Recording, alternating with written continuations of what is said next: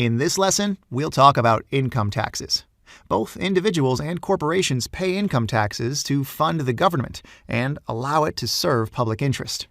In the U.S., companies can be required to pay both federal and state income taxes, which are determined based on the business income a specific company has generated, deducting some of the operating and capital expenses the firm has sustained to generate the income.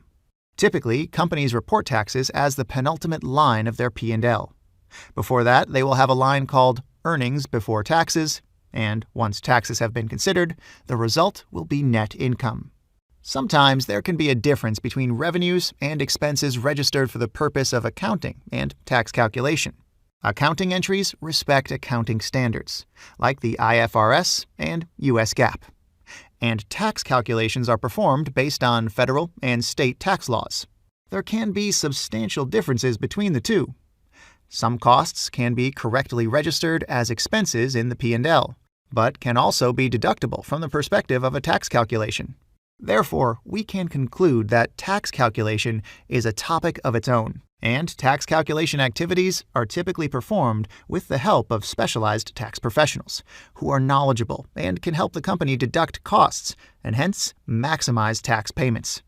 Financial analysts and finance managers are rarely directly involved in tax discussions. Usually, when performing cash flow analysis and working on financial models, they apply an average tax rate the company has paid. An average tax rate can be calculated by dividing income taxes by earnings before taxes.